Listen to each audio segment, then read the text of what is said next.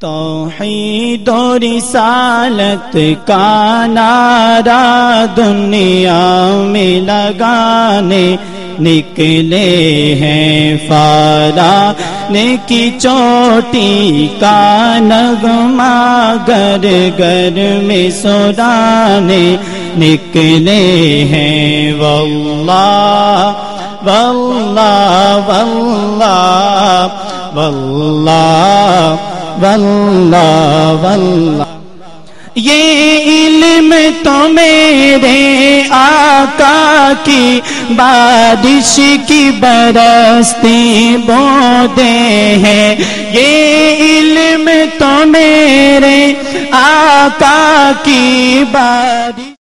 بسم اللہ الرحمن الرحیم۔ رب اشرح لی صدری ویسر لی امری واحلل عقدۃ من لسانی یفقہوا قولی۔ الحمد للہ وحدہ والصلاة والسلام علی من لا نبی بعدہ وعلی آلہ واصحابہ الذین اوفوا عہدہ۔ اما بعد فاعوذ باللہ من الشیطان الرجیم۔ بسم اللہ الرحمن الرحیم۔ قل هو اللہ احد۔ صدق اللہ العظیم وصدق رسولہ النبی الکریم الامین۔ مولاي صل وسلم دائما ابدا على حبيبك خير الخلق كلهم،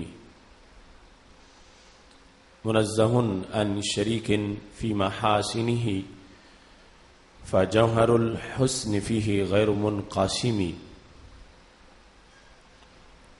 يا اكرم الخلق مالي من الوذ به سواك عند حلول الحادث العممی، محمد تاج رسل اللہ قاطبة، محمد صادق الاقوال والکلم، محمد ذکرہ روح لانفسنا، محمد شکرہ فرض علی الامم۔ رب صل وسلم دائما ابدا علی حبیبک خیر الخلق کلہم۔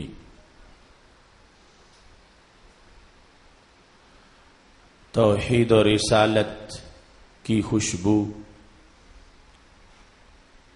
توحید و رسالت کی خوشبو ہر سو پھیلا کے دم لیں گے، ہم فکر مدینہ کا پرچم ہر سو لہرا کے دم لیں گے۔ بس ایک الہ ہے اللہ ہی، معبود نہیں ہے اور کوئی، پیغام یہ نبیوں ولیوں کا دنیا کو سنا کے دم لیں گے۔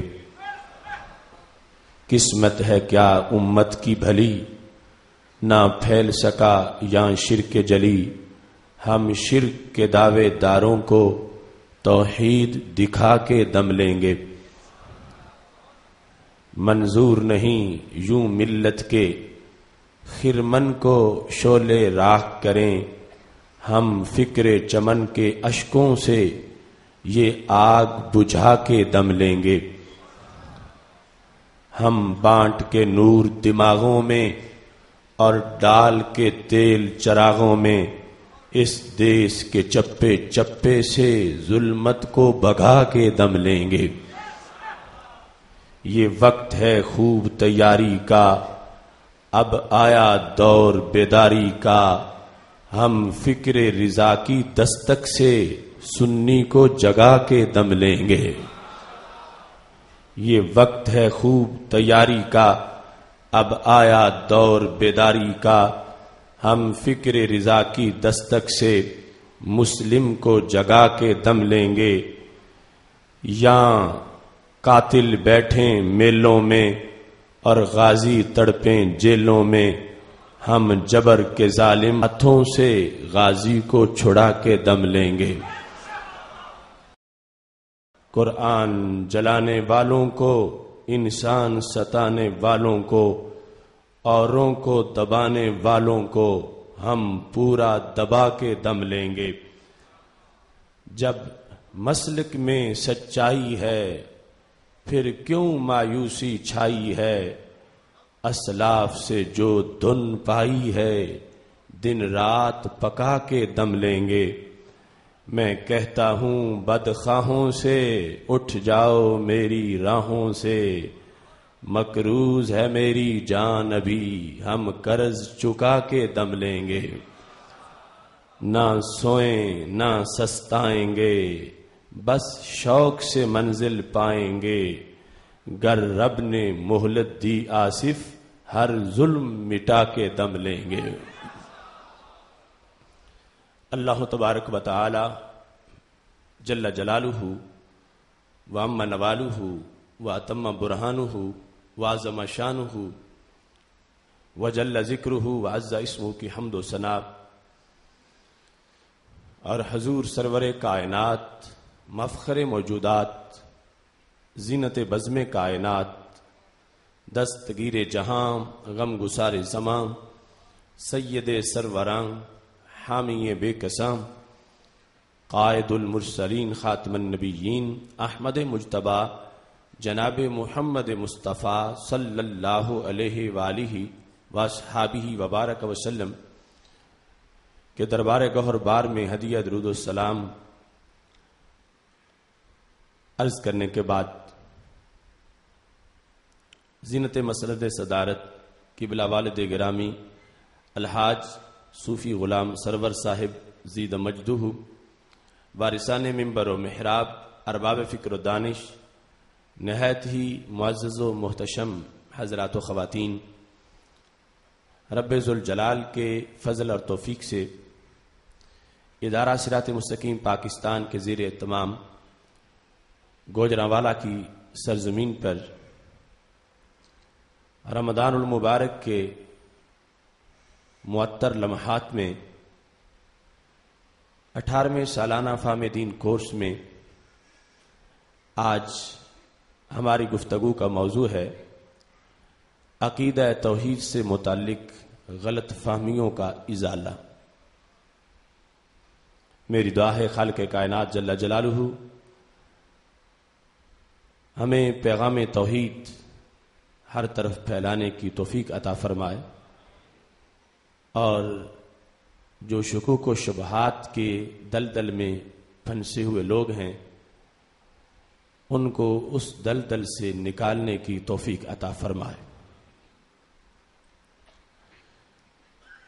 رب ذوالجلال کا کروڑوں بار شکر ہے کہ جو سلسلہ رمضان المبارک کے آنے کے ساتھ ہی شروع ہوا، فہم دین کورس کا کارواں علم و حکمت کی مختلف وادیوں کی سیر کرتے ہوئے آج اپنی منزل کے قریب پہنچ گیا ہے۔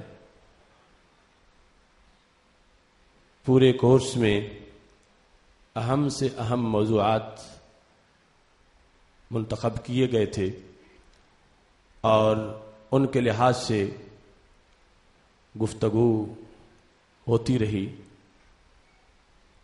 عقیدہ توحید اور عقیدہ رسالت سے متعلق اس سے پہلے بھی ہمارے متعدد موضوعات ہو چکے ہیں، بالخصوص جو ہمارے مرکزی عقیدہ توحید سیمینارز ہیں ان میں بہت سے دلائل کو تفصیل کے ساتھ بیان کیا گیا۔ اس کے علاوہ صوبائی سیمیناروں میں اور پھر دیگر ضلعی مقامات پر سیمیناروں میں ان دلائل کو اجاگر کیا گیا۔ تیسرے سالانہ عقیدہ توحید سیمینار کے دلائل کا خلاصہ 26 اگست کو یہ جمعۃ الوداع کے دن روزنامہ جنگ میں ان کو خصوصی ایڈیشن میں بھی شائع کیا گیا۔ ہماری ہمیشہ یہی کوشش رہی ہے کہ اگر کسی کی کوئی الجھن ہو تو اس الجھن کو دلیل کی روشنی میں دور کیا جائے، اور اللہ کا کروڑوں بار شکر ہے کہ بہت سے بھٹکے ہوئے لوگ صراط مستقیم پہ آ چکے ہیں۔ آپ ان کو جانتے بھی ہیں اور انشاءاللہ مزید جان بھی جائیں گے۔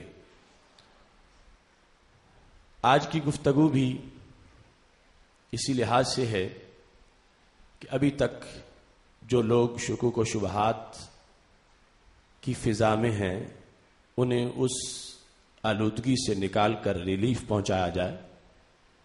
یقیناً آپ لوگ تو اصحاب یقین ہیں، لیکن اگر کوئی شک کا مریض ہو اس کے لیے بھی یقین کا اہتمام ہماری ذمہ داری ہے۔ آگے فضل رب ذوالجلال خود کرنے والا ہے۔ قرآن مجید برہان رشید میں رب ذوالجلال نے ارشاد فرمایا ہے قل هو اللہ احد، میرے محبوب تم فرما دو وہ اللہ ہے، وہ ایک ہے۔ کلمہ توحید میں لا الہ الا اللہ محمد الرسول اللہ کے اندر الوہیت کا ذکر ہے کہ رب کے سوا کوئی الہ نہیں، اللہ کے سوا کوئی الہ نہیں۔ الوہیت اللہ کے سوا کسی اور میں اگر کوئی مانتا ہے تو وہ مشرک ہو جاتا ہے۔ رب کے سوا کسی ذات میں، کسی فرد میں، کسی لحاظ سے بھی اگر کوئی الوہیت مانتا ہے تو وہ شرک کا ارتکاب کرتا ہے۔